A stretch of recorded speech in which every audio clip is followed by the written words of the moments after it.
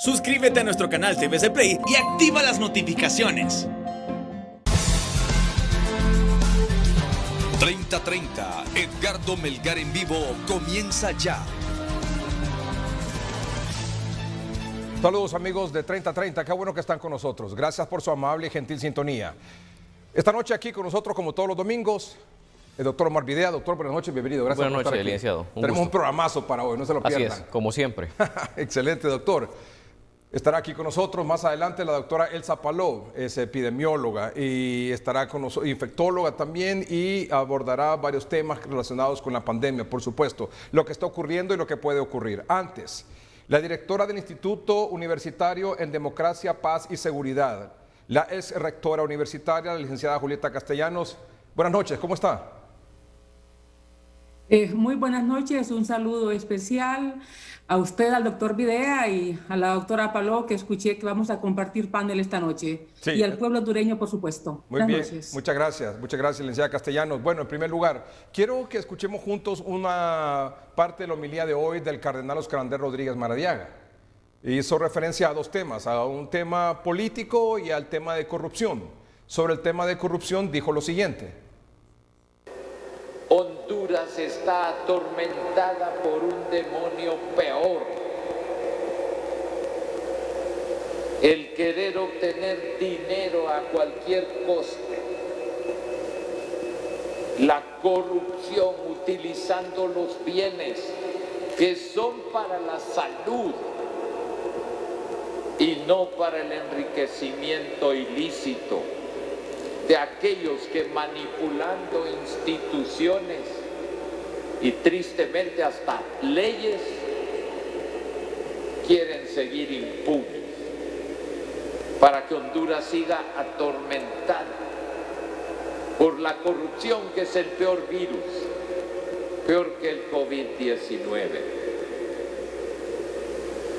Y no se quiere ver, y no se quiere oír. Y no se quiere ver y no se quiere oír la corrupción utilizando los bienes que son para la salud, manipulando instituciones y leyes. La corrupción es peor que el virus COVID-19. ¿Qué comentario le merece, licenciada Castellanos? Bueno, creo que el cardenal Rodríguez está planteando un tema que en el país es histórico y es vital. Hemos visto los últimos meses cómo desde el Congreso Nacional se ha, digamos, legislado para aliviar las penas de las personas que están guardando prisión y, por supuesto, otros que vendrán detrás. Y este mensaje que manda el Congreso Nacional no ayuda a combatir la corrupción ni la impunidad. El cardenal ha planteado el tema de la corrupción y lo ha calificado como una pandemia peor, digamos, que el COVID. Y yo comparto ese criterio en el sentido de que la cantidad de recursos que la corrupción ha desviado en este país para el enriquecimiento, fundamentalmente de políticos, de funcionarios, es enorme. Yo creo que muy pocos políticos pueden justificar la fortuna que tienen, muy pocos políticos pueden acreditar que su riqueza es producto de su trabajo, y creo que muchos, la mayoría de ellos, en un altísimo porcentaje, son fondos que han sustraído del Estado. En este sentido es bien particular, porque estamos ahora con otro debate en el país y los diputados dicen: queremos escuchar al pueblo, que dice de la segunda vuelta. Sin embargo, no escuchan al pueblo cuando se pronuncia en contra de la corrupción, no escucharon al pueblo cuando se manifestó que no reformaran el Código Penal y que no lo pusieron, digamos, en vigencia. Para lo que les conviene, si hacen, digamos, referencia a que hay que escuchar. Y en este caso, quieren escuchar hasta noviembre del año 2021. No quieren escuchar antes. pero lo que se manifestó anteriormente, inclusive con iniciativas ciudadanas, con recursos en la Corte para que no se estuviera en vigencia, ahí no se escuchó. Hay un afán por continuar con la corrupción, hay un afán para que no se lleve a la justicia a los que han estado manipulando y apropiándose de los fondos públicos. Y esto es porque algunos de estos fondos van para la campaña política.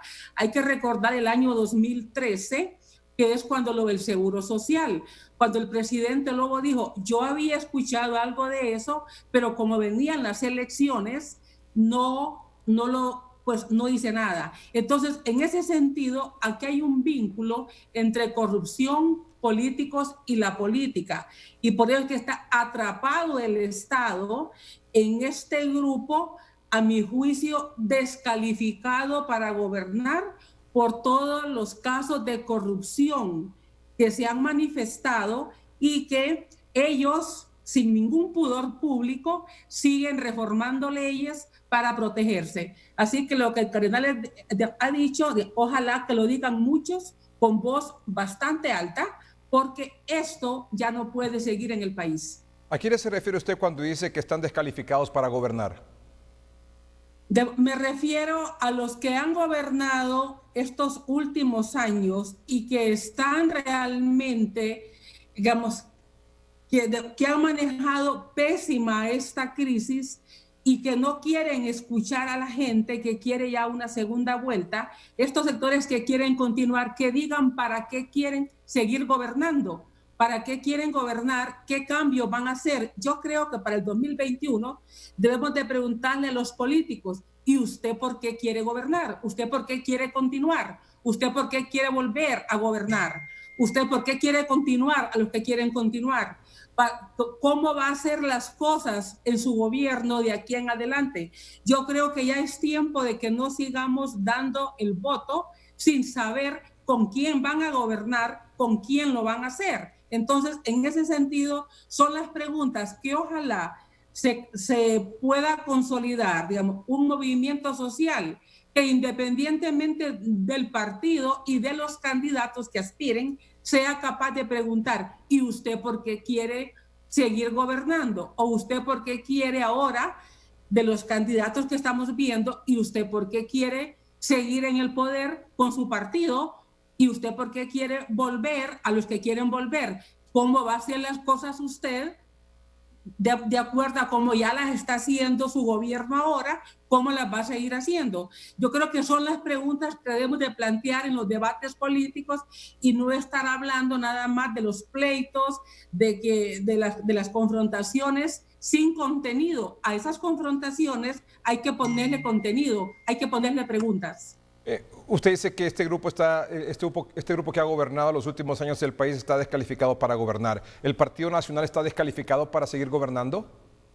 Yo creo que ya son 3 periodos de gobierno los que tiene, y la pregunta es, ¿qué diferente a los que quieren seguir gobernando el Partido Nacional? ¿Cómo va a hacer las cosas en el próximo periodo? ¿Qué va a hacer de diferente? ¿O van a seguir legislando para protegerse?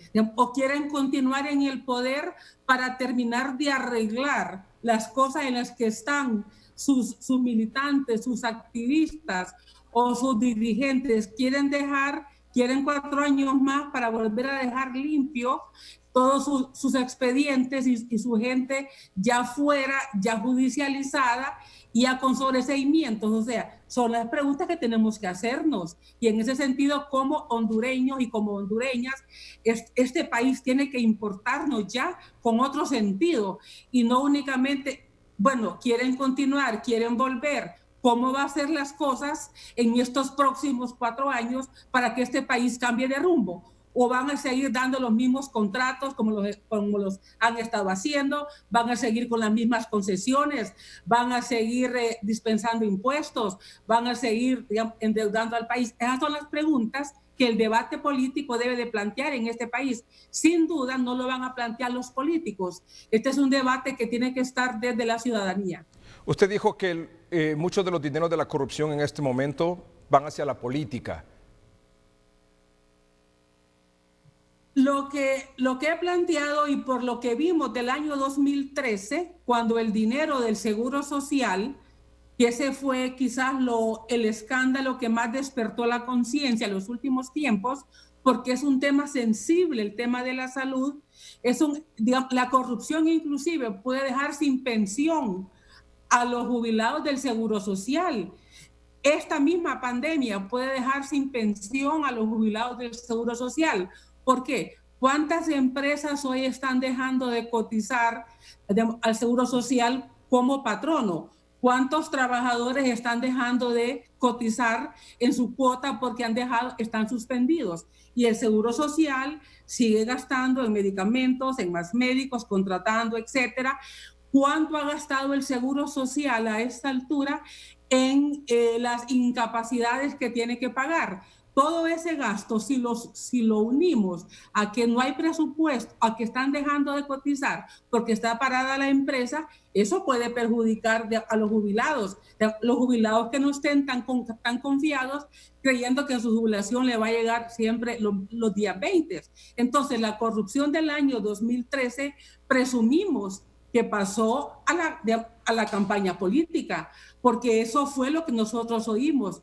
¿Qué nos puede decir que esta corrupción que supuestamente se ha dado y que probablemente sean porcentajes más de los que conocemos, también pueda pasar, puede estar ya engrosando las filas? Estamos ya casi en un año electoral. Entonces, eso obviamente quien lo tiene que decir es una investigación penal, pero en ese sentido yo creo que no es descartable, como no lo fue en el año 2013, que mucha de la corrupción lo hacen quienes han dirigido parte de la pandemia, quienes han dirigido la compra, los políticos. Primero estuvo un diputado, luego otras personas. No han sido los que tienen el conocimiento científico. En la fase 1 fue trascendental que hubiesen estado ahí las personas que más conocían el sistema de salud para poder decir qué había que comprar, en qué cantidades y en qué tiempos tenían que venir. Si no habían almacenamiento para las vacunas, ver dónde se iban a poder tener esas vacunas, o si se podían comprar por partes, o si el vendedor las podía entregar por partes. Entonces, en ese sentido, creemos que las decisiones y las compras la hizo personal que no tenía conocimiento del sistema de salud, y eso realmente ha venido a que la crisis sea mucho más grave. No tenemos toda la información. No digo que la información que se nos dé, por lo menos la vemos incompleta y no suficiente para la toma de decisiones, inclusive en los temas que podemos ver, como el número de las muertes por el COVID. No sabemos si las muertes que nos dan hoy son de este día, o son del martes, o son del miércoles, o son del sábado, porque no tenemos una información realmente con la cual los que toman decisiones, o uno que tiene que tomar decisiones, tenga una información que sea contundente, que sea rigurosa. El rigor del dato no lo tenemos, y es igual que el número de las pruebas. Cuando vemos que en un departamento pasan 3 días que sale 0 y otro día salen digamos 120, nosotros concluimos que probablemente es que acumulan los datos y nos lo dan hasta 3 días después. Pero eso no le sirve a un tomador de decisiones.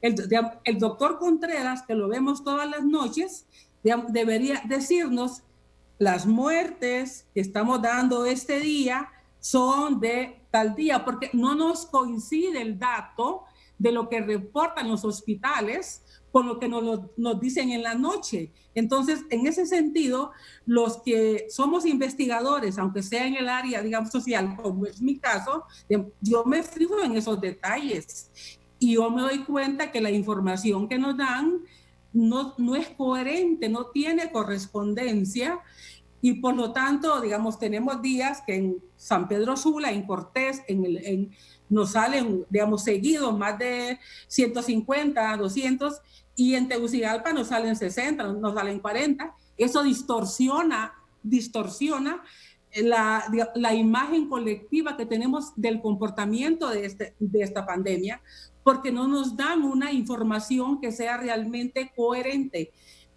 No nos dicen si es que acumulan lo de gracias a Dios y lo van juntando, y hay días que gracias a Dios no salen 200 o 120, y hay días que no sale nada por 4 o 5 días. Entonces, a eso me refiero cuando es una información realmente opaca, una información que no es rigurosa y una información que no sirve a los que toman decisiones y no nos sirve tampoco como ciudadanos para saber nosotros cómo movernos y qué decisiones tomar. ¿Qué cree que va a pasar con las denuncias de supuestas irregularidades o actos de corrupción de compras durante la pandemia? Por lo que uno ve en el sistema de justicia, lo que vemos realmente es que se queda en los mandos intermedios y a lo más que llega es a nivel de los directores, pero nunca conocemos todo el comportamiento, todo el flujo de movimiento de los que están involucrados. Cuando en una institución se usan para la corrupción o se quedan con 500,000 lempiras, con 1,000,000 de lempiras, probablemente se queden los de más abajo. Pero cuando en una compra lo que se desvía son cientos de millones, eso no se queda en los niveles bajos y medios. Eso pasa hasta los niveles superiores. Lo del Seguro Social, sin lugar a dudas, eso llegó hasta niveles superiores. Pero a lo más que hemos llegado a conocer es hasta el director del Seguro Social. Estas redes así funcionan y no sabemos por qué no hay posibilidad de llegar hasta los estratos más altos.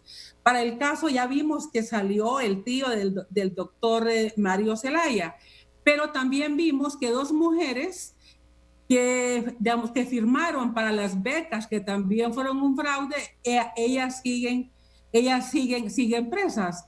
Entonces, sin lugar a dudas, las becas que se dieron en esa Secretaría de Salud, que fueron fraudulentas, no son solo parientes de las 2 mujeres o conocidos de esas 2 mujeres que están privadas, digamos, de libertad. Sin lugar a dudas, vino un listado para favorecer a hijos de políticos, hijos de funcionarios, amigos, etcétera, etcétera, y ellas firman y son las que pagan. Pero en realidad la orden debe venir de otro lado. Entonces, ahí es cuando vemos que la justicia se queda en esas franjas más vulnerables, de gente más vulnerable, que no tiene protección y, digamos, inclusive algunos de los que tienen protección, pues probablemente no hablan precisamente porque le dan protección. Digamos, es probable que a nivel de viceministros y a nivel de ministros que están involucradas, o directores, en este caso específicamente, en el Seguro Social, y viceministros, a ellos les den protección a sus familias a cambio de que no hablen. Pero me imagino yo que podrían haber otras rutas de investigación, como es el enriquecimiento de esos sectores en esos periodos. ¿Por qué no se investiga qué tanta fortuna acumularon estos involucrados o supuestos involucrados en estos periodos, los que dictaminan un préstamo? Cuando ese préstamo está inflado, ¿por qué no se investiga el enriquecimiento de la familia, de ellos mismos en esos periodos? ¿Por qué no se siguen los flujos bancarios? Entonces, en ese sentido, creo que hemos tenido un sistema de justicia donde el vulnerable es el que está realmente de la mitad para abajo y es el que va preso, es el que la sentencia es dura, pero de la mitad hacia arriba se va moviendo de otras formas la sentencia, los juicios, y esto hace que en realidad tengamos un sistema impune que ha sido realmente histórico y que hoy hay más formas de que la información se conozca.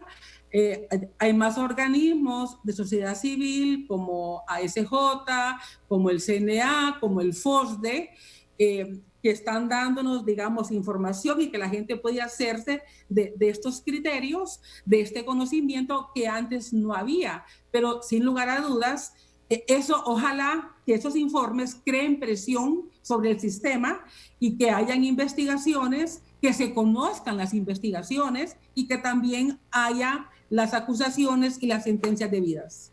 ¿Eso cree usted que va a pasar con las mascarillas, con los ventiladores, con los hospitales, con las PCR que se perdieron?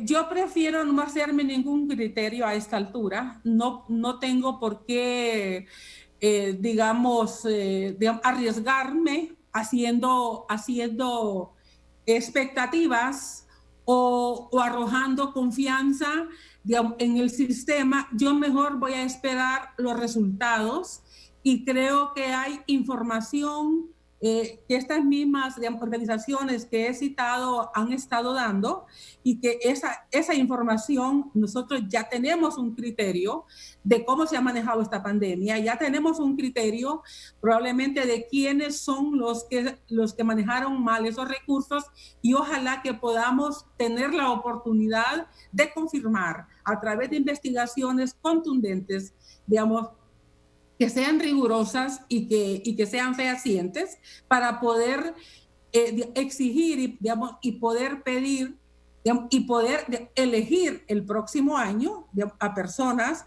que no estén vinculados por acción o por omisión con estos hechos.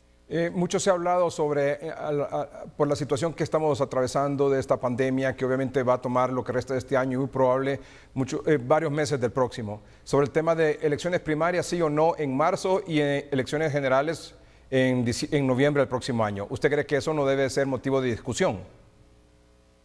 Eso no debe ser motivo de discusión. Otros países que han tenido procesos electorales lo han llevado a cabo. Precisamente hoy, República Dominicana tomó posesión su presidente. En Bolivia, que tiene casos mucho más, digamos, de la pandemia que Honduras, va a elecciones el 18 de octubre. Y creo que el escenario que estamos viendo es convivir con la pandemia. Si se puede ir a trabajar, si se puede ir a otras actividades, pues también se puede ir a ejercer el sufragio. Lo que tienen que hacer es abrir más mesas receptoras de votos para que no se junte la gente toda a la misma hora.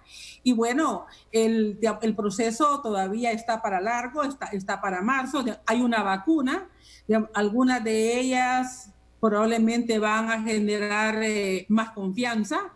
Por lo menos a mí me genera confianza, digamos, las vacunas, donde hay académicos de las universidades involucradas, y por lo tanto, pues para marzo del 2021 y para noviembre del 2021 ya tendremos vacunas supuestamente, y creo que el anuncio que ha hecho el gobierno de México y el gobierno de Argentina, que van a producir la vacuna de Oxford, pues eso nos da expectativa de que para el 2020 no habrá entonces, digamos, dilemas o excusas. Y ojalá que los políticos, uno esperaría realmente propuestas, pero no solamente la confrontación que estamos viendo, sino propuestas. ¿Qué vamos a hacer con el modelo de salud que tenemos hasta ahora y que ha evidenciado que ha fracasado? ¿Qué vamos a hacer con el sistema educativo? ¿Qué vamos a hacer con el modelo económico de este país, que es tan excluyente, que polariza tanto en el sentido de que le acumula, digamos, riqueza, y por otro lado no ha podido sacar de la pobreza? ¿Qué vamos a hacer con las políticas sociales clientelares que hay en este país, que se gastan millones y han gastado, y la gente no sale de la pobreza? Esas son las preguntas que creo, que me parece a mí, debemos de ver, porque lo que ha pasado no es poco. Ha muerto mucha gente y no sabemos, y creo yo que ha muerto mucho más de la que dice oficialmente el Estado. Porque cuando uno escucha a los dueños de las funerarias, ellos tienen otros datos. Cuando vemos el registro de los hospitales, lo que dan todos los días, ellos tienen otros datos. Entonces, en ese sentido, a esa es la opacidad de la información a la que me he referido minutos antes. Entonces, en este sentido, digamos, el Estado, el Tribunal, digamos, el Consejo Nacional Electoral, el registro de las personas están ahí para que resuelvan problemas. Todo funcionario está ahí para que resuelva, no está para crear incertidumbre, no está para crear dudas, no está para crear sospechas. Todo funcionario que asuman su tarea y pongan un calendario, esto se va a hacer y esto se va a cumplir en los tiempos que ya manda la ley de los partidos políticos en el país. ¿Y el debate de la segunda vuelta, qué opinión le merece? Digamos, la segunda vuelta en el país es necesaria a esta altura. La segunda vuelta, cuando solo habían 2 partidos, no había la necesidad de una segunda vuelta. Cuando se hace la Constitución de 1980, tenemos un bipartidismo y solo el PINU participó, era el único inscrito en los partidos pequeños y sacó 3 diputados. Por supuesto que hicieron una constitución a imagen de lo que había en aquel momento, pero ahora ya no puede continuar el país porque, para empezar, los partidos históricos e inclusive los nuevos partidos tienen un voto duro que no llega, bueno, está entre el 15 y el 18%. El resto de la gente no tiene partido, está viendo por quién vota y obviamente va a mover su voto. Y lo que hemos tenido en las últimas elecciones es que se elige, digamos, ejecutivo con el 35% o menos del electorado. Y eso es lo que hace que haya digamos, necesita de un presidente tener mayor respaldo para poder tomar decisiones, pero se niega el Partido Nacional, en este caso, no sabemos, a esta altura parece que los liberales están de acuerdo en una segunda vuelta, pero obviamente ya una segunda vuelta es necesario cuando ya se tienen 3 fuerzas políticas bastante definidas, porque del 2013 al 2017 lo que vimos es que de 4 fuerzas políticas con el PAC se pasó a consolidar 3. Hay que ver el comportamiento de las elecciones del año 2021, sobre todo se inscriben al Partido Salvador de Honduras, porque ahí es donde vamos a ver realmente la fuerza entre el antiguo PAC y el nuevo partido político. Y ahí vamos a ver si son 4 fuerzas políticas o son 3, si se consolidan las 3, bueno, que de hecho ya están consolidadas con Libre, pero si el PAC puede o el Partido Salvador de Honduras, en este caso, le arranca un número significativo de electores a los otros partidos. De ahí que la segunda vuelta en estas condiciones es necesaria para el país. Licenciada, muchas gracias por acompañarnos esta noche y sus comentarios sobre estos temas de candente actualidad. Muchas gracias. Es la licenciada Julieta Castellanos, es rectora universitaria, directora del Instituto Universitario en Democracia, Paz y Seguridad. Vamos a un corte comercial en el programa, pero cuando regresemos, la doctora Elsa Palou fue ministra de Salud, además es una tremenda infectóloga. Tendrá sus opiniones pero muy importantes sobre lo que está ocurriendo en este momento. Hemos llegado a una meseta, han descendido los casos. ¿Por qué han disminuido la cantidad de pacientes sospechosos de COVID o asintomáticos a los hospitales y también a los centros de triaje? ¿Qué está ocurriendo en el interior del país? ¿Existe la posibilidad de evitar que continúe la diseminación de este virus? ¿Existe la posibilidad de reducir la letalidad? Vamos a un corte comercial, la doctora Palou, el doctor Omar Videa, cuando regresemos.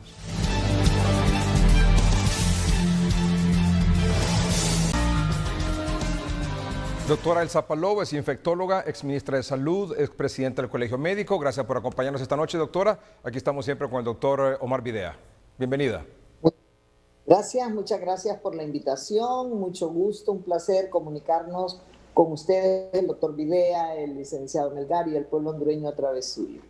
¿Qué está pasando actualmente con la pandemia, doctora? Bueno, yo creo que es difícil saberlo con certeza porque no estamos teniendo la cantidad de pruebas que se necesita de PCR para saber cuál es la penetración del virus en la población hondureña.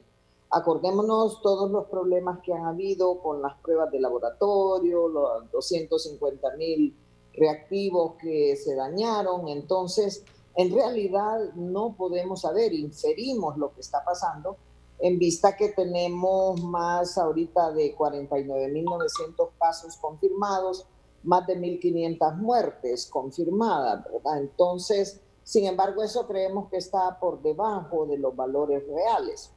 Muy probablemente tengamos muchos más casos y tengamos más muertes.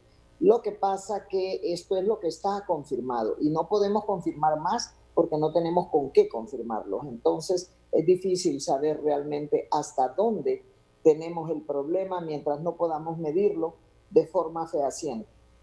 Leía una declaración del doctor Tito Alvarado y él decía que es muy probable que teníamos 250,000 casos, no 49,000. ¿Podríamos tener más de 250,000 en su opinión? Es probable que estemos por ahí, ¿verdad? Si usted se pone a ver en las últimas semanas epidemiológicas en forma constante la cantidad de pruebas que se hacen y qué porcentaje es positivo, ese porcentaje en abril era 18,9% y ahora en agosto subió al 38,9%.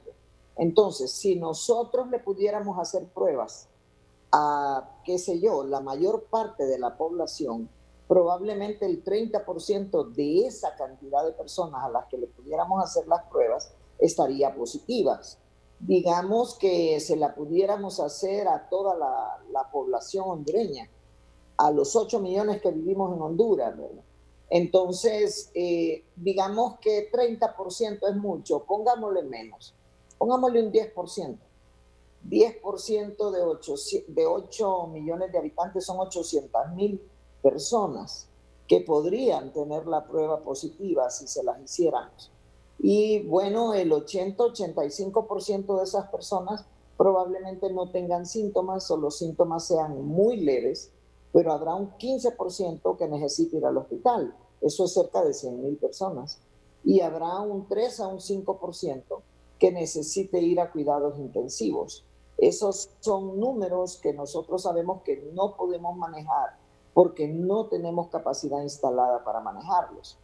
Entonces, de ahí uno mira que en realidad los números que estamos viendo ahorita probablemente no son los reales y que necesitamos hacer más pruebas a mayor cantidad de personas para acercarnos a la realidad. O sea que en este momento nada de considerar que se ha aplanado la curva o que hemos entrado a una meseta porque vemos que hay menos pacientes en los centros de triaje aquí en la capital y menos pacientes en los hospitales. Mire, yo sí creo que no podemos estar tan seguros que se ha aplanado la curva. Porque vaya, ¿por qué no nos aparecen más casos? Porque no se hacen más pruebas. Han disminuido el número de pruebas, ese es un aspecto. ¿Por qué no llegan más personas a los centros de triaje? Mire, a mí muchas personas que me contactan me dicen, es que yo no quiero ir al centro de triaje porque me da miedo contagiarme en el centro de triaje. Si yo no tengo el COVID y voy ahí a hacerme la prueba, es probable que me contagie. Esa es una razón por qué las personas pueden no estar asistiendo. Otra razón es que hay muchos pacientes siendo tratados en su casa, ¿verdad? Y eso, los que ejercemos la medicina, sabemos que eso está pasando en el país. Entonces, realmente, si nosotros queremos saber si estamos llegando a un aplanamiento de la curva, necesitaríamos ir a buscar los pacientes a sus casas con pruebas de laboratorio para poder saber con certeza qué tantas personas tenemos contagiadas con el virus. Y eso nos sirve para dos cosas. Uno, saber la realidad, y dos, poder detener transmisión, porque el que sale positivo se aísla. Y si vive en una casa muy pequeña, en un barrio marginal, donde en un solo cuarto hay 5 o 6 personas, pues esa persona positiva se lleva a un centro de triaje, por ejemplo. Usted dice buscar el virus, hace referencia, me imagino, a las brigadas médicas. Si no tenemos PCR, ¿se deberían de utilizar pruebas rápidas? Si no hay PCR, deberíamos de hacerlo. Y si no hay ni PCR ni pruebas rápidas, pues al menos con clínica. Pero es que yo pienso que el deber del Estado es buscar cómo obtener esas PCRs. Tenemos que buscar una manera que sea segura de que esas PCRs puedan llegar al país y que puedan ser utilizadas. Asegurarnos que los insumos que se pide son del mismo, que funcionan en el tipo de equipo que está instalado. No vayamos a comprar equipos de una marca, insumos de otra, porque no pueden funcionar. Tenemos que tener un plan estratégico para eso y para todo lo que es el manejo de la pandemia. Nosotros esto lo hemos analizado en la plataforma y creemos que es fundamental tener un plan estratégico definido para el manejo de la pandemia de COVID en el país en sus diferentes aspectos, en el diagnóstico, en la búsqueda de los pacientes, en el tratamiento, en la oferta de camas en hospitales, unidades de cuidados intensivos, inclusive en el manejo de las complicaciones y de las secuelas que deja la enfermedad. Porque hace poco incluso la Organización Mundial de la Salud sacó una alerta con respecto a todas las secuelas que está dejando en los diferentes países el COVID. A las personas que nos recuperamos, ¿qué nos puede pasar? Y se ha visto que cada vez se encuentran más problemas cardíacos, pulmonares, neurológicos, que van a necesitar ser tratados y ser atendidos en los servicios de salud. Hablaba usted de tratamiento y decía usted también que muchas personas quizás no llegan a los centros de triaje o a los hospitales porque están siendo tratados en casa. ¿Qué efecto ha tenido dentro de toda esta situación, ya 5 meses después, estos tratamientos maíz y catracho, en su opinión, doctora? Pues yo creo que nos han ayudado a recuperar a varios pacientes cuando se utilizan en fase temprana. Y creo que nos han ayudado a disminuir mortalidad. ¿Por qué digo esto? Desde en marzo, tal vez un poquito antes, nosotros empezamos en la plataforma a analizar el manejo de hidroxicloroquina, de ivermectina, de acitromicina, todo lo que se mencionaba, el plasma de pacientes recuperados, el uso de factores biológicos antiinterleucina. Y nosotros lo planteamos, inclusive capacitamos más de 1.500 médicos de la Secretaría de Salud. Esto fue a inicios de abril con el doctor Valerio, el doctor Díaz, y luego tuvimos reuniones donde estuvo también el doctor Videa, personal de la Secretaría de Salud, y posteriormente aparecen los acrónimos de maíz, de catracho, y el manejo y cómo usar estas drogas, cuándo usarlas. Creo, en mi opinión particular, que sí han sido de beneficio. Yo las he usado como médico con mis pacientes y en mí misma como paciente, los colegas que me manejaron, y los resultados fueron muy buenos.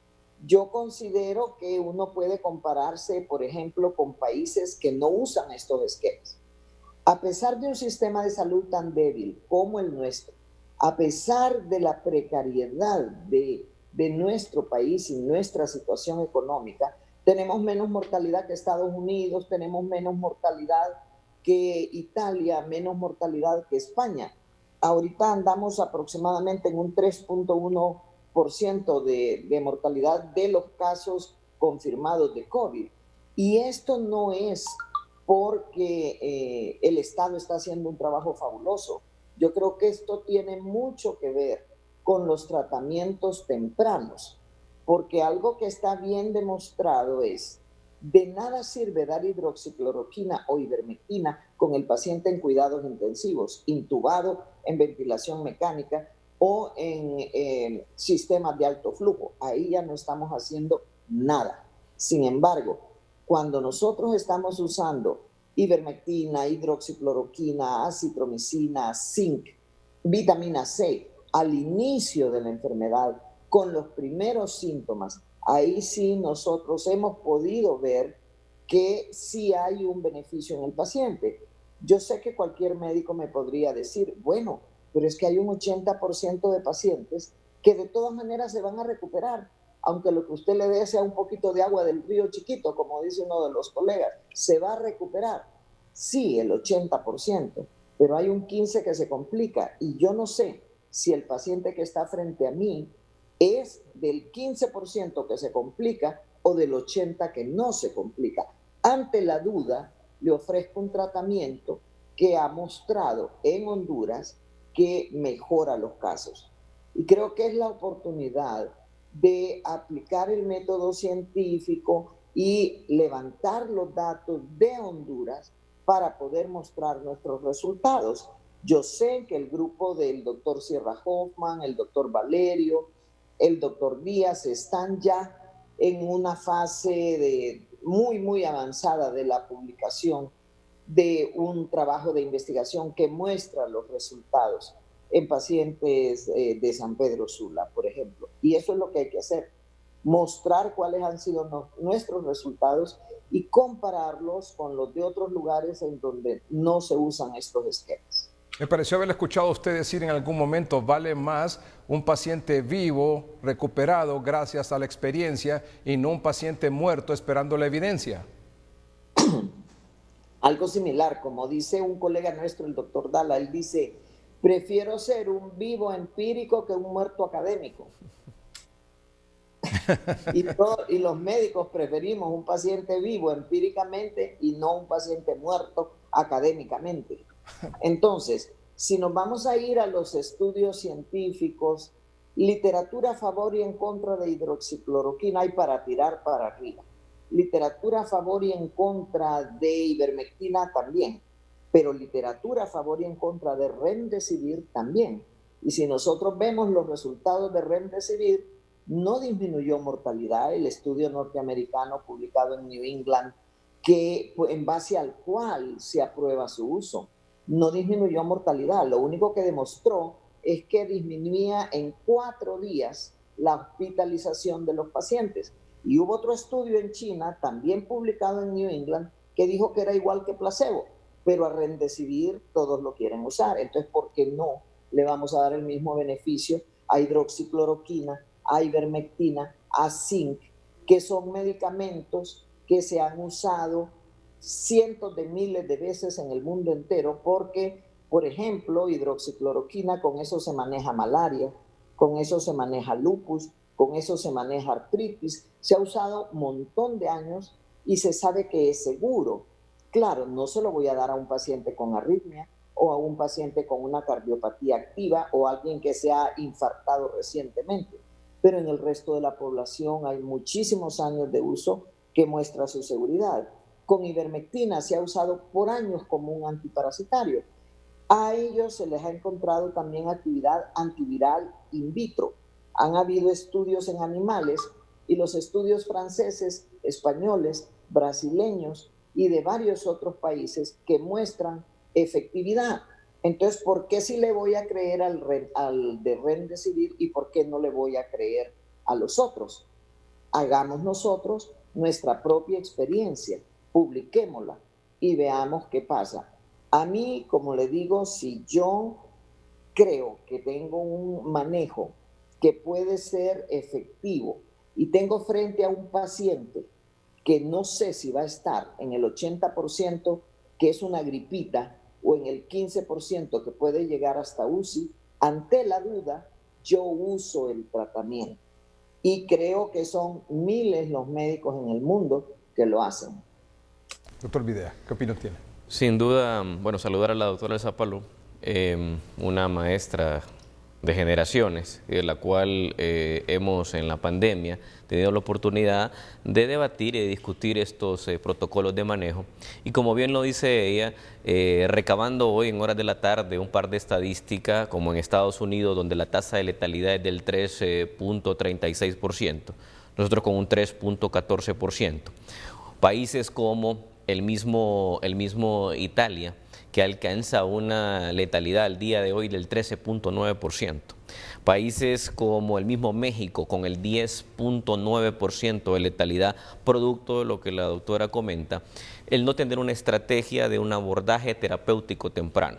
Sabemos que los tratamientos, el objetivo va a ser hacer una contención y que no evolucione el paciente a complicaciones. Entonces, hay estrategias para prevenir la enfermedad. Hoy publicábamos en nuestras redes sociales el hecho de una comparación de que nosotros hemos superado a Italia en el porcentaje de contagios según la población que tiene cada país. Por ejemplo, Italia alcanzó el 0.42%, la pandemia en este momento, de los 60 millones de habitantes que tienen. México, con 126 millones de habitantes, está llegando en este momento al 0.40 de su población. Nosotros, hoy, con los datos que se reportaron, hasta la fecha, tenemos el 0.54 de la población contagiada. Entonces, ¿qué significa eso? Que ellos, con un porcentaje menor en función a esa distribución poblacional, tienen una letalidad mayor. Y eso tiene que ver mucho del abordaje que se hace. El detalle está de que, si bien es cierto, tuvimos en el mes de abril una tasa de letalidad del 10.5%. Hay que recordarle a la población que tuvimos una tasa de esas y que estábamos alarmados, y cuando no mirábamos oportunidades en relación al manejo, creíamos que en Honduras se iban a ir más arriba esos valores. Y en su momento lo dijimos, que aquí la letalidad podía superar el 15%. No conocíamos de todos los avances que, producto de las autopsias realizadas en Italia, nos fue dando enseñanza, porque hemos ido aprendiendo de lo que el mundo nos ha enseñado. Y se ha podido canalizar con medicamentos que son inocuos, con medicamentos que están en la disponibilidad y que se han usado por muchos años en el país. Entonces, esa es la importancia de hacer una contención, más no así la prevención, porque vemos que países como El Salvador, por ejemplo, hoy reporta 22,000 casos y nosotros lo hemos duplicado, y ellos, utilizando la misma estrategia en el manejo, tienen una tasa de letalidad muy parecida a la de Honduras, pero un menor número de casos. ¿Por qué? Porque las acciones que se toman en relación a la prevención son diferentes. Las estrategias han funcionado más allá y eso no lo podemos ocultar. Si bien es cierto, existen un sinnúmero de casos que no han sido reportados, igual en el mundo, así se habla en Estados Unidos, que probablemente existen 10 veces más de los casos que se han reportado, igual en Honduras, pero sí, las estrategias en la contención han fallado.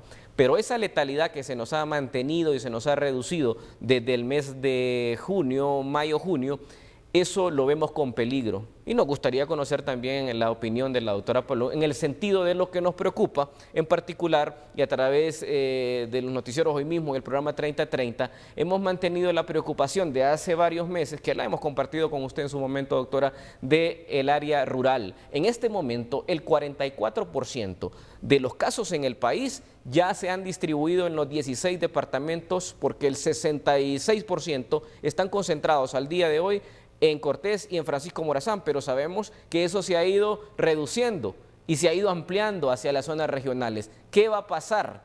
Ahora nosotros tuvimos la oportunidad de estar esta semana en el Hospital Roberto Soso Córdoba de La Paz. ¿Y qué veíamos ahí? Hay 20 camas, pero 20 camas para dar un aporte de oxígeno con esos manómetros a 15 litros. ¿Y qué pasa cuando el paciente requiere más? No hay logística, no hay ventiladores. Hoy mirábamos una estadística donde nos hablaba de que solo un hospital, exceptuando San Pedro Sula y Tegucigalpa, que es el hospital de Occidente, tiene unidad de cuidados intensivos. Al menos establecen que hay 7 camas ahí, y el resto de los hospitales de área y regionales sin ninguna logística. Entonces, ¿qué va a ocurrir? Porque, como usted bien lo dice, habrá un 5% que van a requerir un manejo de unidades de cuidados intensivos, y tal vez no para intubarlos o darle una ventilación mecánica, sino una ventilación no invasiva, pero no se cuenta con los recursos. Y entonces, ¿qué va a ocurrir? ¿Cuál es el panorama que nosotros visualizamos? Que nuestros hospitales nacionales que se han descongestionado van a comenzar a recibir referencias, porque los hospitales regionales y de área no van a tener la capacidad de dar la asistencia, porque estamos viendo que esta pandemia cada momento está avanzando al área rural. Sí, yo creo que lo que va a pasar es que vamos a tener hospitales desbordados en los departamentos y mayor mortalidad en los departamentos. Ya lo empezamos a ver. Nosotros analizamos en la plataforma las últimas semanas epidemiológicas y la mortalidad mayor se está dando ahorita en los departamentos. En departamentos como Lancho, Lempira, en donde estamos teniendo mayor mortalidad, y son departamentos que tienen menos casos reportados que Cortés o que Francisco Morazán. ¿Por qué? Perdón. Creo que hay varias razones. Una, menos insumos. menos equipo, menos personal. Se necesita tener además mayor capacitación del manejo del caso complicado. También hay menos centros de triaje. También se busca menos al paciente en las casas.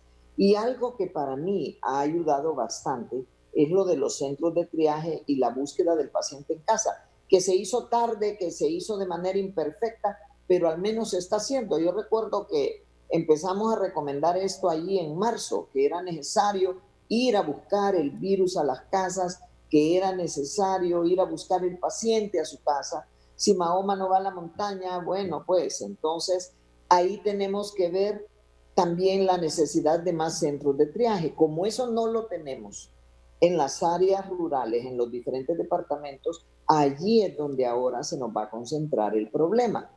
Y fíjese que allí de repente, si logran llegar algún día los famosos hospitales, podrían ayudar en esos lugares, porque se supone que esos hospitales traen camas de cuidados intensivos. Y entonces, si se ubican en los diferentes departamentos y si se generaliza la tecnología para poder hacer las pruebas de laboratorio que sean diagnósticas, podríamos ayudar mucho a todo el país.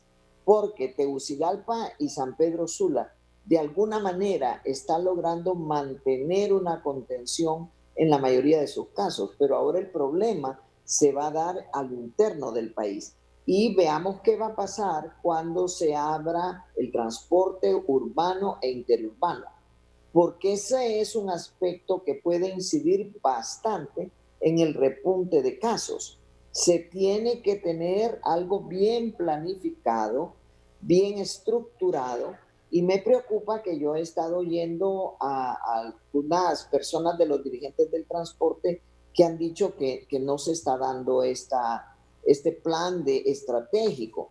Es lo que nosotros mencionábamos, tener un plan estratégico para cada uno de los aspectos de la pandemia es fundamental. Que ha habido mejoría en la mortalidad por los tratamientos tempranos, sí, pero es que eso no es todo. Está la prevención, como decía el doctor Videa, que es muy importante. Está también el poder planificar el diagnóstico, la búsqueda de los pacientes en todo el país, no solo en Tegucigalpa y San Pedro Sula. Imagínense que un dato interesante es que Centroamérica tiene un promedio de casos recuperados de 53% y Honduras es un 13.9% de casos recuperados. ¿Por qué? Uno, estamos contando mal los recuperados. Estábamos con el criterio antiguo de que necesitábamos 2 PCR negativos para considerarlo recuperado. El 22 de mayo la OMS había cambiado esto y dice que 14 días, ¿verdad? La persona que tuvo una prueba positiva, si tiene ya 14 días de esa prueba positiva y 3 días sin síntomas, se considera caso recuperado aún sin PCR. Entiendo que la Secretaría de Salud ya está acoplándose a esos criterios, pero no se ha socializado. Se necesita socializar en el personal de salud y en la población general.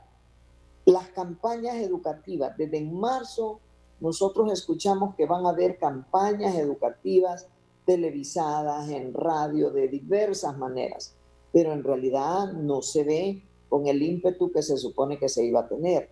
Y es necesario enseñarle a la población cómo protegerse, porque estamos conscientes que nosotros no podemos seguir sin abrir la economía. No tenemos la capacidad económica para estar más tiempo sin una apertura económica, pero nuestro enorme reto es hacerlo de una manera organizada, estratégica, educando a la población, buscando a los pacientes en sus casas, abriendo más centros de triaje y ofertando más camas de hospital y de UCI en los departamentos. Vamos a un corte comercial. En un momento continuamos.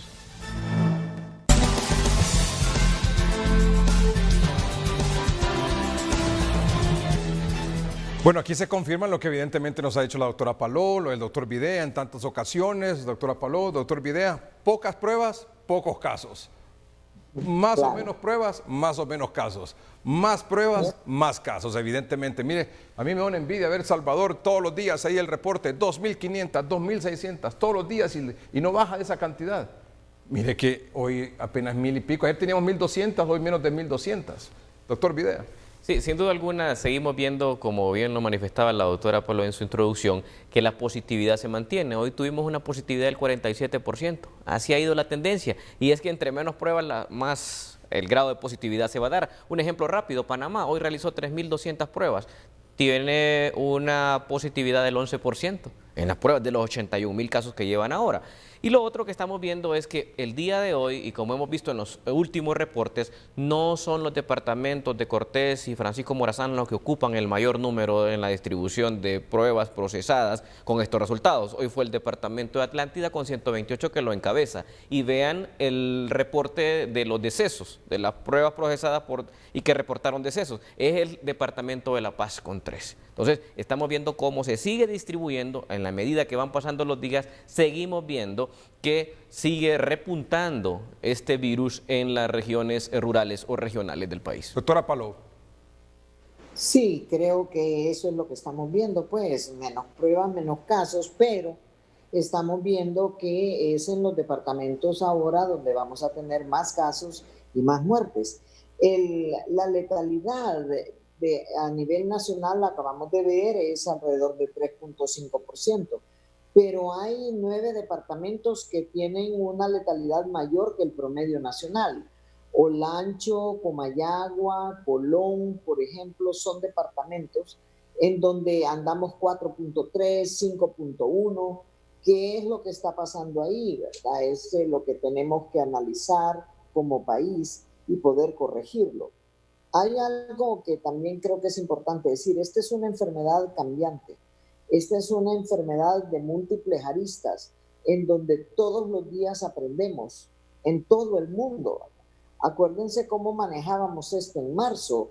Allá en China se hablaba únicamente acetaminofén y ventiladores mecánicos. Luego vienen las autopsias de Italia, las autopsias de España, las que se tienen en Estados Unidos, y cambia el panorama, ¿verdad? Se ve toda la inflamación a nivel de pulmones, se ve toda la hipercoagulabilidad, y entonces ya el manejo del paciente en estadio 2, 2A, 2B, estadio 3, cambia a antiinflamatorios, cambia a anticoagulantes y cambia al uso de esteroides también, ¿verdad? Entonces, así como se cambia en el manejo clínico, así cambia epidemiológicamente también. Estamos viendo en el país como país que empezamos con una pandemia que tenía su centro en Cortés, después pasó a Francisco Morazán. Ahorita vamos a ver que probablemente cada vez más los departamentos van a estar reportando más casos y van a estar reportando más muertes. Así como nos adaptamos a cambios en el manejo según la evidencia que iba apareciendo, así tendremos que adaptarnos a cambio en el manejo epidemiológico de la pandemia en la medida que los datos vayan cambiando. Por eso necesitamos tener un plan estratégico que tiene que ser manejado, y en base a ese plan estratégico y a los datos que vayamos teniendo, se tiene que ir adaptando la situación del país a las medidas que debamos tomar. Por lo pronto, tenemos que aumentar el número de triajes en los departamentos con más casos. Tenemos que ir a buscar más personas a sus casas en esos departamentos. Tenemos que verificar por qué hay esos 9 departamentos con una letalidad mayor que el promedio nacional. ¿Qué está pasando en esos departamentos? No hay insumos, no hay recursos humanos suficientes, no está la población concientizada en ir a buscar la atención, no se les está yendo a buscar a sus casas. ¿Cuál es el diagnóstico ahí? Eso, tenemos que tener un sistema ágil, un sistema que haga el diagnóstico de la situación del país y que planifique estratégicamente qué va a hacer, cómo lo va a hacer, cuándo lo va a hacer, con quién lo va a hacer, porque tiene que ser una respuesta automática, rápida, para poder mantener la situación relativamente tranquila. Dos cosas, doctora. Lo primero es una intervención eficaz, rápida, agresiva, para evitar que se continúe diseminando el virus en el interior del país y evitar más muertes. Así es. Así es. Y necesitamos lo que se ha hecho en San Pedro, en Tegucigalpa, hay que repetirlo en los departamentos. No es fácil, no es sencillo, se necesita de recursos, se necesita de capacitación de personal, pero hay que hacerlo. Hay que hacerlo y hay que tener un plan estratégico porque además de la pandemia vamos a tener repunte de dengue con las lluvias también. Además, vamos a seguir teniendo diabéticos, hipertensos, vamos a seguir teniendo cáncer y tenemos que atender todas estas patologías. Entonces, se tiene que tener de parte de las autoridades la mente puesta en todos estos problemas. Doctora, y para COVID específicamente hay que seguir trabajando. Aquí en Tegucigalpa y en San Pedro Sula, en Cortés, en Francisco Morazán, ¿es posible una segunda oleada, un rebrote? Sí, sí es posible. Miremos España ahorita, miremos Italia ahorita con sus segundos rebrotes. O sea, es casi seguro que vamos a tener un segundo rebrote. Perdón, ¿y cuándo podría ser? Podría ser tal vez después de las aperturas de todo el transporte en todo el país y cuando ya estemos 100% con la apertura económica, porque obviamente va a haber más gente en la calle, va a haber más contacto entre personas. Si como población no seguimos las medidas de bioseguridad, es lógico pensar que puede aumentar el número de casos. Ahí puede venir un segundo rebrote, ahí se van a ocupar recursos, ahí se van a seguir ocupando camas de hospital. Por eso le decía, mire, si los famosos hospitales se hubiera hecho la compra como se tenía que hacer y hubieran llegado cuando tenían que llegar, hubieran ayudado. Y ahorita podrían ayudar si ya los tuviéramos instalados, equipados en los diferentes departamentos, porque allí se va a necesitar. No tenemos UCI, solo las 7 camas de Copán. Y vamos a necesitar camas, no para intubarlo y ventilación mecánica invasiva, pero sí para sistemas de alto flujo, para manejo de choque, para manejo de tormentas citoquinas, etcétera, etcétera. Y le pregunto mucho este tema de la segunda oleada, de un rebrote aquí en Francisco Morazán, en Cortés, porque yo veo que hay mucha gente que se está confiando ya, doctora, porque ha disminuido la cantidad de pacientes en los triajes y en los hospitales en San Pedro Sula y en Tegucigalpa. Tengo la impresión de que comienza a relajarse un poco con el tema del confinamiento y con las medidas de bioseguridad. Y esto no puede ser, doctora.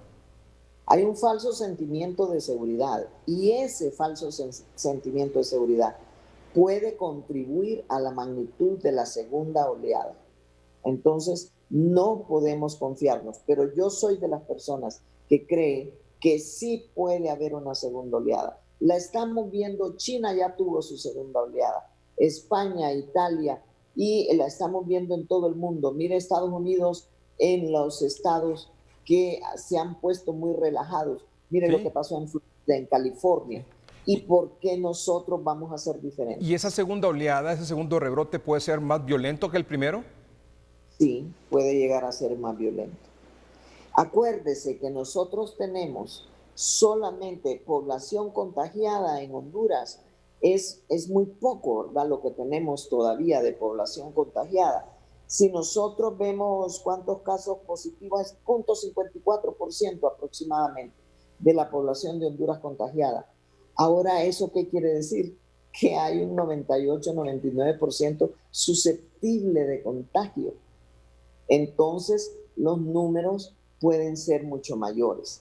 Por eso, tenemos que tener siempre cuidado, no descuidarnos, no confiarnos y seguir con las medidas de bioseguridad. Yo sé que tenemos, que abrir la economía. Todos lo sabemos, pero tenemos que aprender a hacerlo. Todos, autoridades, empresa privada, población, porque de lo contrario el precio lo vamos a pagar todos. ¿Esto puede durar el resto del año y 2021? Yo creo que esto puede durar el resto del año y hasta que tengamos vacuna. Que en nuestro país la vacuna, es cierto, va a producir Argentina, México, Rusia, ya está empezando a aplicar en su población una vacuna. En los militares chinos también ya se está empezando a aplicar otra vacuna, pero nosotros vamos a depender de que organismos internacionales logren que la producción de la vacuna no se quede en los países grandes, ricos, que la puedan comprar y que haya una distribución equitativa. Supóngase que a Honduras le logre llegar, se supone que es como el 20% el que va a llegar, ¿verdad?, a cada país, si logramos que eso se dé. Entonces, el gobierno tiene que empezar a definir los grupos prioritarios a quienes le va a aplicar esa vacuna. Personal de salud, personal estratégico para el país, personas de tercera edad, personas con comorbilidades, ¿a quién se le va a aplicar? Eso es algo que se tiene ya que estar trabajando en el país. Yo escuché el otro día unas declaraciones que decían que ya se estaba trabajando en eso. Eso es bueno y hay que estar muy pendiente cómo le va a los rusos con su vacuna, cómo le va a los chinos, cómo le va a Oxford, cómo le va a todo el mundo, para tampoco ir a adquirir una vacuna que no vaya a ser efectiva y que no vaya a ser segura, ¿verdad? Tenemos que asegurarnos que sea efectiva, que sea segura, ¿verdad? Y no quedar al final de la cola tampoco, ¿verdad? Tenemos que ser eficientes en eso. Doctora, en una segunda oleada, en un rebrote, ¿el virus puede afectar igual a todos o puede abarcar ya, por ejemplo, a más jóvenes, a adolescentes, o siempre el daño mayor es para los adultos de arriba de 60 años de edad?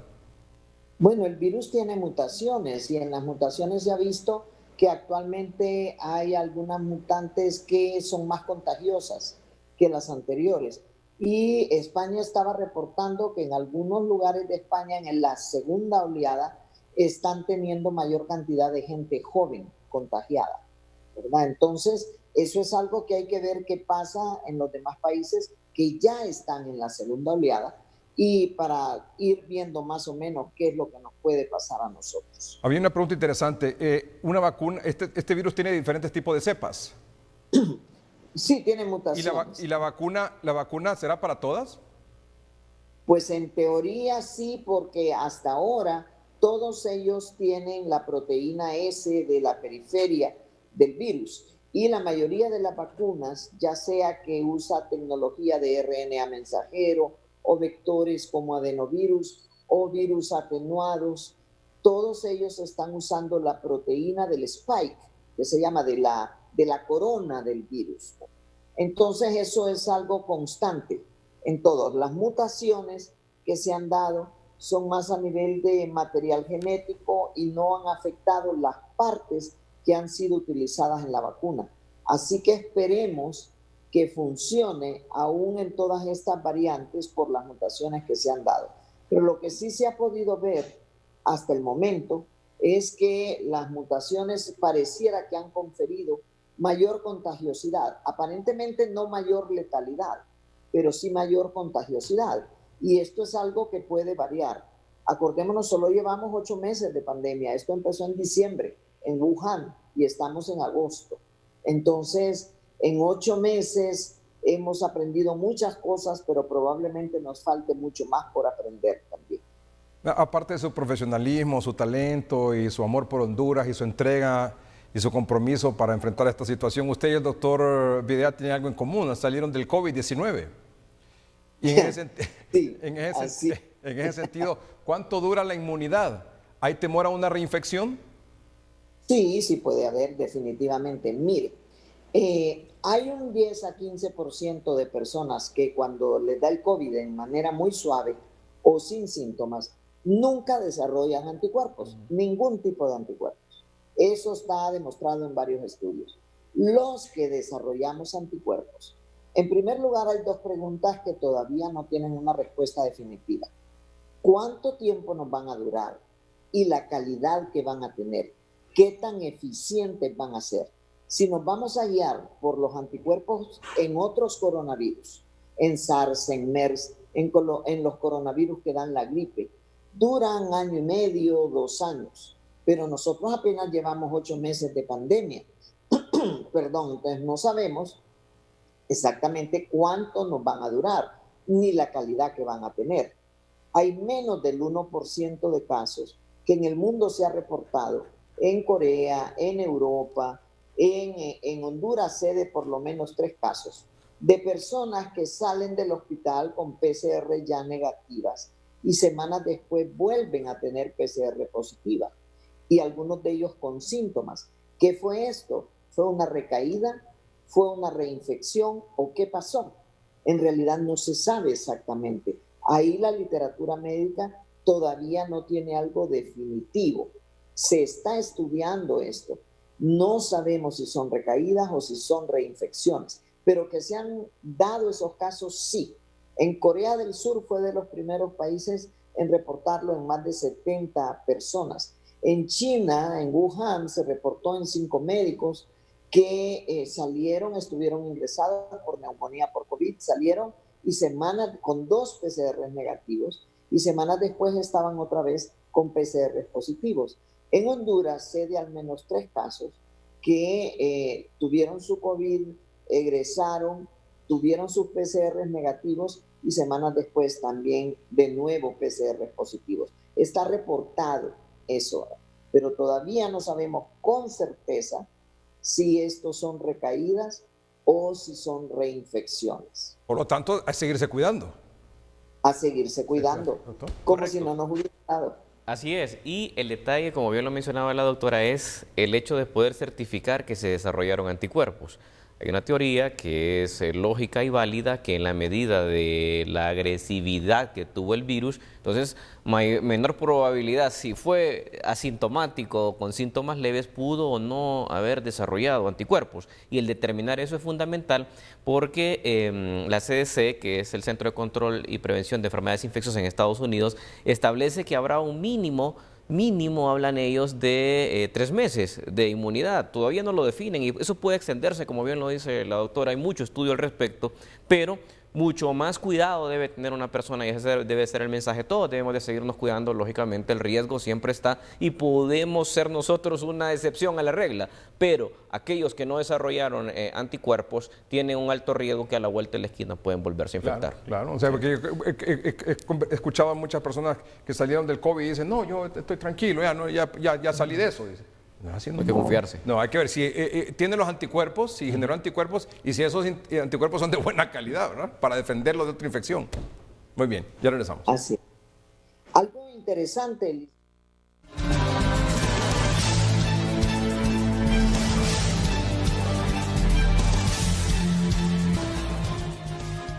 Doctora Palou, antes de ir al corte, usted dijo algo interesante. Sí. En cuanto a defensas, no solo los anticuerpos pueden jugar un papel importante en las defensas de las personas que hemos tenido COVID. También queda la inmunidad celular. Y ya hay varios estudios que han reportado que incluso esa inmunidad celular podría ser hasta más potente que la inmunidad producida por anticuerpos. Y habrá que ver qué papel juega esa inmunidad celular. Esperemos que sea muy buena, ¿verdad? Pero, ¿cuál es el mensaje final? No podemos confiarnos porque ya tuvimos COVID. Necesitamos seguir cuidándonos porque no sabemos cuánto nos va a durar esos anticuerpos, cómo va a estar nuestra inmunidad celular, cuál va a ser la calidad de esos anticuerpos. De forma que todos los que ya nos dio y los que no les ha dado, tenemos que cuidarnos, ¿verdad? Sobre todo en esta época de apertura económica. En personas que han estado expuestas a otras cepas de coronavirus que probablemente les dé resistencia a esa SARS-CoV-2. Sí, mire, hay reportes que se han visto, hubo un estudio muy interesante que trataba de explicar por qué algunas personas están en medio de varios casos de COVID y no se infectan, o si se infectan les dan síntomas leves. Y ya hemos conocido algunos casos así. Este estudio lo que planteaba era que todos sabemos que hay como 4 a 6 cepas de coronavirus que producen gripe, la gripe común y corriente, y ha estado con nosotros hace más de 70 años, esas cepas de coronavirus. Se planteó en ese estudio, que es un estudio muy elegante hecho por los suecos, que dice que tomaron muestras de sangre de estas personas y analizaron inmunidad celular y por anticuerpos. Y lo que encontraron es que tenían anticuerpos contra aquellos coronavirus que les habían dado como gripe previamente, y esos anticuerpos tenían una reacción cruzada con el SARS-CoV-2 que produce la COVID-19. Entonces se supone que las personas que o no se infectan o se infectan con síntomas muy leves o sin síntomas, probablemente tengan anticuerpos porque han estado en contacto con coronavirus productores de gripe previamente. Me pareció que es algo muy interesante también. Sí, claro. El otro aspecto interesante, hay varios países que están reportando que la mortalidad disminuye un poco en los países que han usado BCG, la vacuna contra la tuberculosis. ¿Por qué? Porque no solo protege contra tuberculosis, sino que estimula mucho el sistema inmune. Y entonces a través de ese aumento del sistema inmune puede proteger contra cualquier infección viral, incluido el coronavirus. Y también eso con la vacuna de MMR, por sus siglas en inglés, SSR, por las siglas en español, sarampión, rubiola, papera, ¿verdad? Esto también estimula el sistema inmune y a través de ese estímulo del sistema inmune se logra defender uno mejor de COVID. Entonces, lo que les decía, aquí se está aprendiendo mucho, falta mucho más por aprender. Datos como estos que son muy interesantes. Ahorita Australia está estudiando aplicar la vacuna, la BCG, en un sector de la población para ver si con esto logra que si se infectan, se mueran menos, se compliquen menos y sean menos severos los casos. Entonces, está habiendo mucha investigación en muchos aspectos en todo el mundo. Esperamos que para el próximo año a estas alturas vamos a saber mucho más de COVID-19 claro, que lo que sabemos ahora. Claro. Y quisiera, bueno, creo que ya usted lo escuchó y lo vio, y el doctor Videa también, y nuestros amables televidentes, pero yo quiero un comentario de la doctora Paló y el doctor Videa de lo que dijo la doctora Carla Pavón, jefe de vigilancia de la Secretaría de Salud. La unidad de vigilancia en este momento está haciendo gestiones para arreglo de equipo, para que vengan los equipos, para que vengan los kits de extracción. Estamos haciendo gestión, pero en mis manos, como le digo, yo aquí, y públicamente lo digo, necesito que me traigan los kits de extracción para el Bioneer 96. Y ahí yo tendría para más de 100,000 pruebas. ¿Y dónde está? ¿A quién se le hace esa petición directamente ahora que estamos en directo en hoy mismo? Los compró Inves. Si los compró Inves, me los tiene que traer quien los compró. Todo lo que hablé es porque estoy indignada también.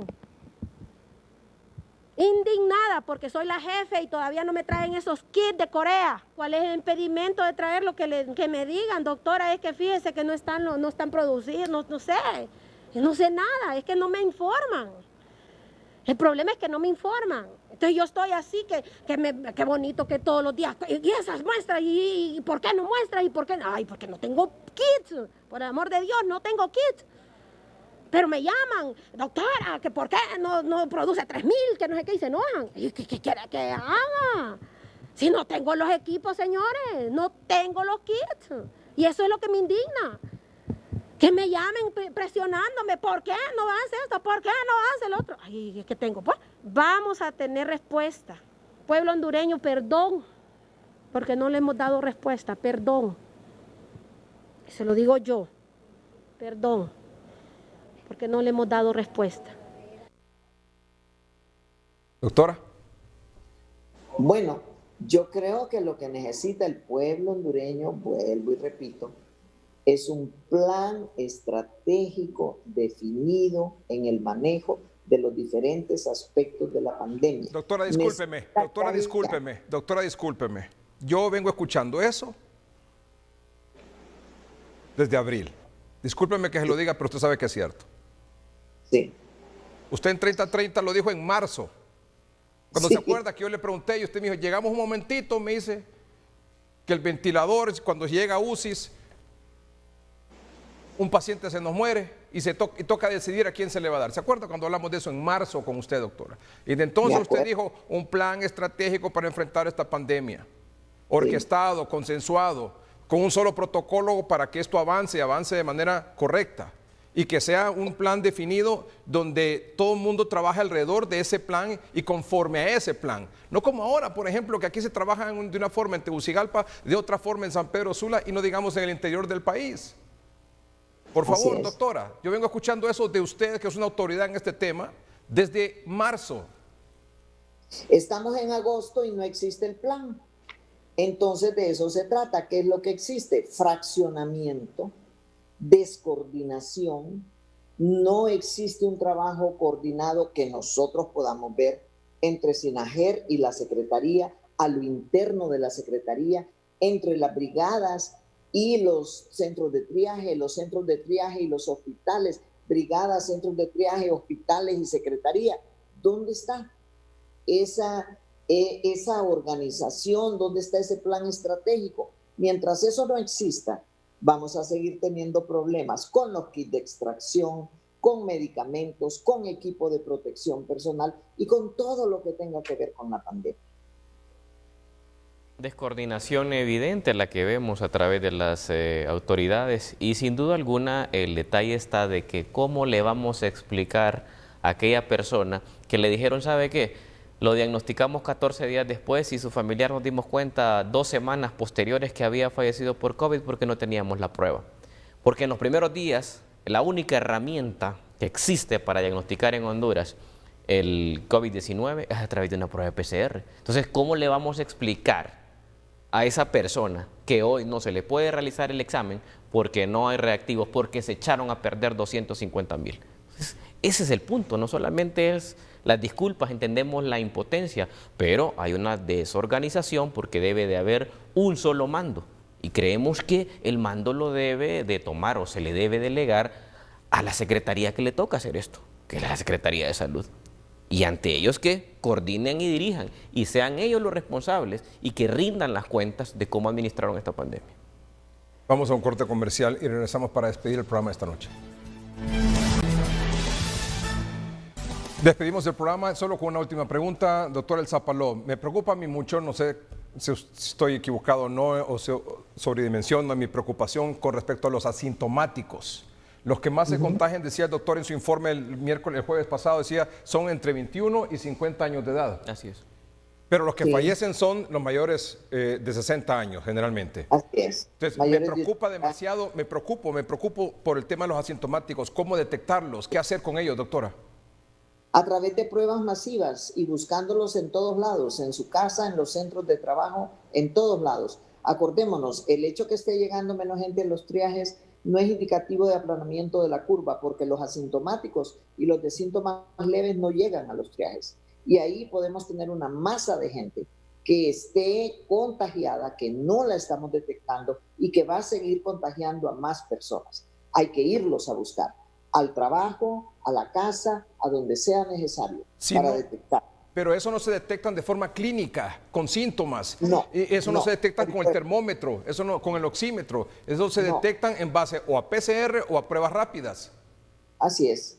Y se tiene que hacer, inclusive yo recuerdo que se había hablado con el COEP, las empresas grandes, las maquilas, que tenían un plan de ir haciendo pruebas rápidas en sus empleados, y el que se va detectando se le va haciendo también a la familia. Al paciente específico, lo ideal es el PCR, pero en masas, en maquilas, en universidades, en lugares donde hay masas, ahí la prueba rápida ayuda a detectar el asintomático. A mí lo que me preocupa es que estamos viendo estas brigadas médicas que se hacen aquí en Tegucigalpa, donde solo se hace el termómetro y el oxímetro y se toma la presión. Entonces, ¿y de quién dependen esas brigadas? ¿Quién las controla? ¿A quién le informan? No sé. O sea, ¿cómo se coordinan con la Secretaría de Salud o cómo está la situación? No sé. Volvemos, la descoordinación y la falta de una estrategia unificada y definida. Mira, allá en San Pedro Sula hacen unas brigadas médicas integrales muy buenas. Aquí, ya le digo, salen a los barrios y salen a las colonias y me dicen, no, solo de forma clínica. Ajá, ¿y los asintomáticos? No se detectan.